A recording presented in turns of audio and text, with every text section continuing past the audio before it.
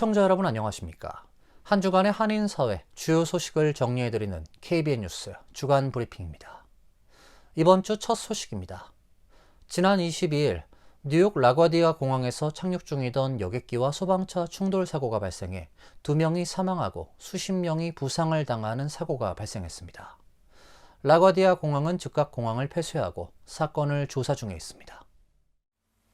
에어캐나다 지역 항공기가 어젯밤 뉴욕 라과디아 공항에 착륙하던 중 활주로에서 소방차와 충돌해 비행기가 심하게 파손되고 항공기의 조종사와 부조종사 등 2명이 사망하고 41명이 부상으로 병원에 이송됐습니다.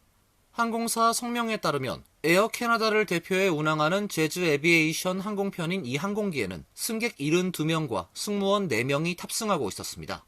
항공편은 몬트리올 피에르 엘리엇 트리도 국제공항에서 출발해 밤 11시 45분 라과디아 공항에 착륙하던 중 별도의 사건에 대응하던 구조 및 소방 차량을 들이받았습니다. 공항 당국은 공항을 폐쇄하고 사건을 조사 중에 있습니다. 캐서린 가르시아 항만청장은 소방차가 유나이티드 항공 여객기에서 발생한 별도의 사고에 대응하기 위해 활주로를 가로질러 이동 중이었다고 말했습니다. 유나이티드 항공 조종사는 여객기 내에 악취 문제가 있다고 보고한 것으로 전해졌습니다. 현장의 사진과 동영상에는 케이블과 파편이 엉켜 조종석에 매달려 있는 등 항공기 앞부분이 심하게 손상된 모습이 담겨 있습니다. 근처에는 손상된 응급 차량이 옆으로 누워 있습니다. 충돌 직전 순간 무선 송신기에서 항공교통 관제사가 차량이 활주로 일부를 건널 수 있도록 허가를 내준 후 이를 막으려는 소리가 들렸습니다. 멈춰 트럭 1 멈춰란 무전 내용이 들리고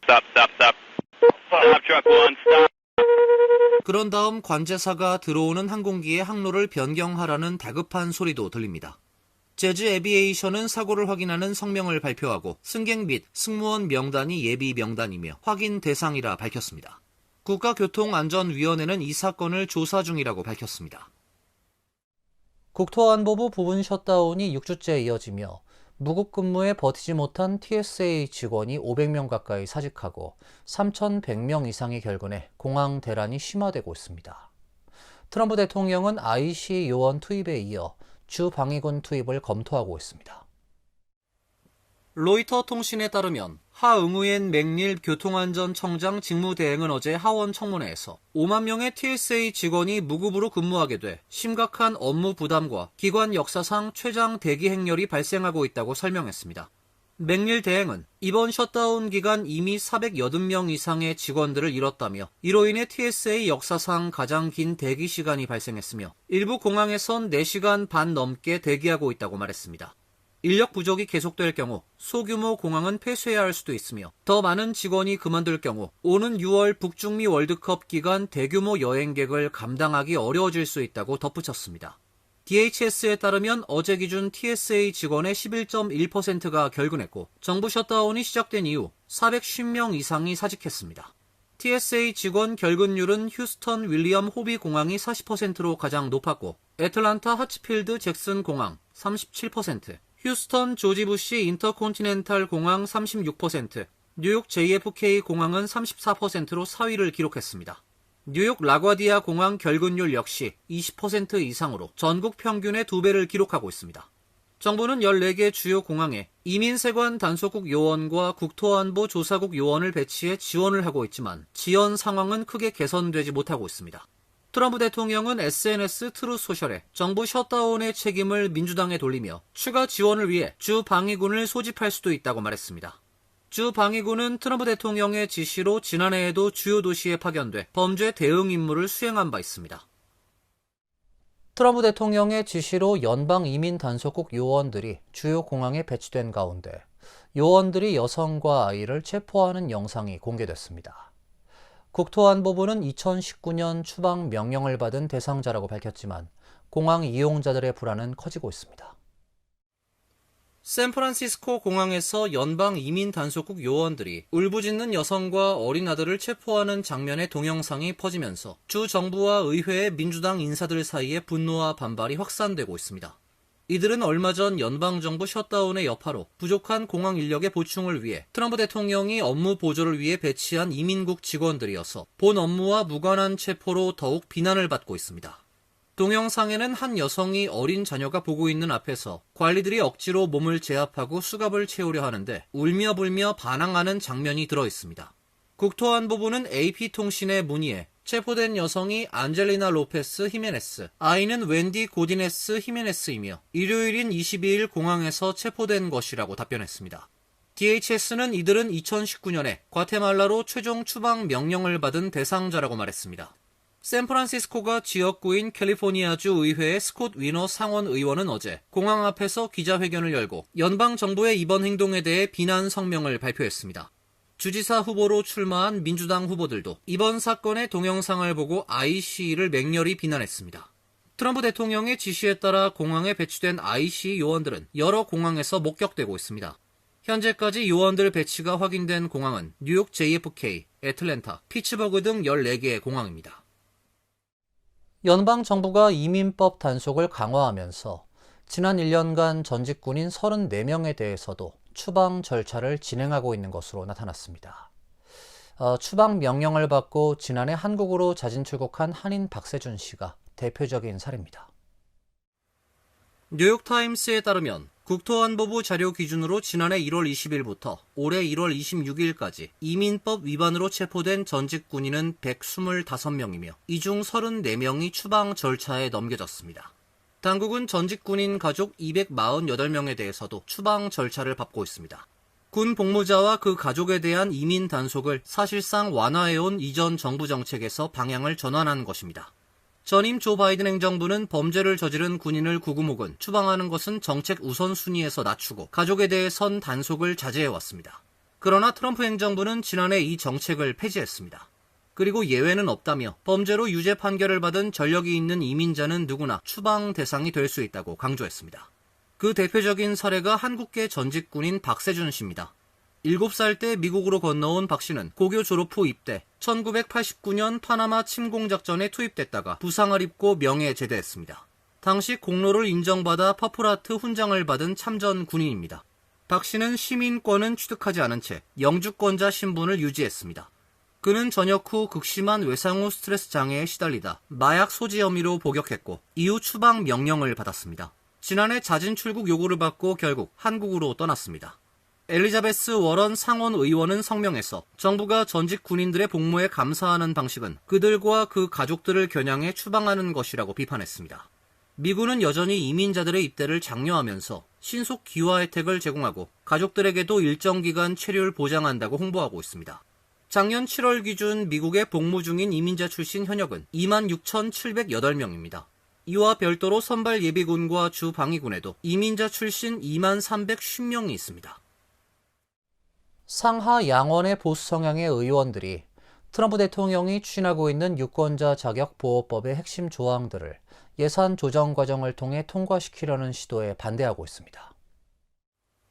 의회 전문 더힐은 상원 공화당 의원들은 트럼프 대통령과 그의 동맹들이 공화당의 투표 자격 요건 강화 법안을 압박하는 공세를 끝낼 방법을 모색하고 있다고 보도했습니다. 법안은 민주당의 반대에도 불구 상원에서 필리버스터를 극복하는 데 필요한 60표에 미치지 못해 2주째 본회의에서 논의되고 있습니다. 그러나 유권자 신분증과 시민권 증명을 통해 연방선거에 투표할 수 있도록 등록하는 것을 의무화하는 법안의 일부를 지난해 트럼프 대통령의 크고 아름다운 법안에 사용했던 것 같은 당파적 절차를 통해 통과시키자는 제안은 반발에 부딪혔습니다. 공화당 바이런 도널즈 하원 의원은 상원이 이런 식으로 문제를 일으키는 것은 그들이 뭔가를 하려 하고 있지만 실제로는 아무것도 하지 않고 있음을 보여주는 것이다. 정말 안타까운 일이다라고 말했습니다. 키셀프 의원도 세이브 법안의 모든 조항은 순식간에 무산될 것이라며 이 조항들은 예산 조정 절차를 통과할 수 없다고 말했습니다. 이는 정책 문제이지 예산안이 절대 아니다라는 주장입니다. 트럼프 대통령은 세이브 법안에 대한 지지 여부를 명확히 밝히지 않았습니다. 합의안을 보기 전까지는 언급하고 싶지 않다며 어떤 합의안이 나오든 만족하지 않을 것 같다고 말했습니다. 대통령은 중간선거를 앞두고 법안을 통해 민주당을 부정선거에 느슨한 정당으로 몰아붙이는 정치적 효과를 노리는 것으로 풀이됩니다. 연방정부의 예산 지원이 줄어들면서 뉴욕주 저소득층을 위한 건강보험 프로그램 수혜 대상자의 약 4분의 1이 보험 혜택을 받지 못하게 됐습니다. 뉴욕주 정부는 대상자 안내와 대체 보험 정보 제공 등 대책 마련에 나서고 있지만 주민들의 피해는 불가피할 것 같습니다. 저소득 뉴욕 주민을 위한 공공건강보험 프로그램 에센셜 플랜 가입자 약 50만 명이 오는 7월부터 보험을 잃을 위기에 처했습니다.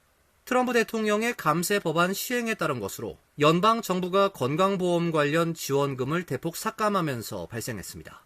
부족한 예산으로 프로그램 유지에 어려움이 생겼고 일부 가입자는 자격 기준에서 제외될 가능성이 높아졌습니다.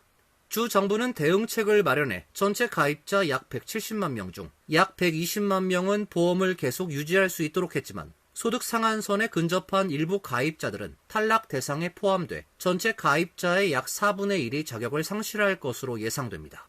보험을 잃게 되는 대상자들에게는 종료 안내 우편이 발송될 예정이며 이들은 다른 보험을 찾아 이동해야 합니다.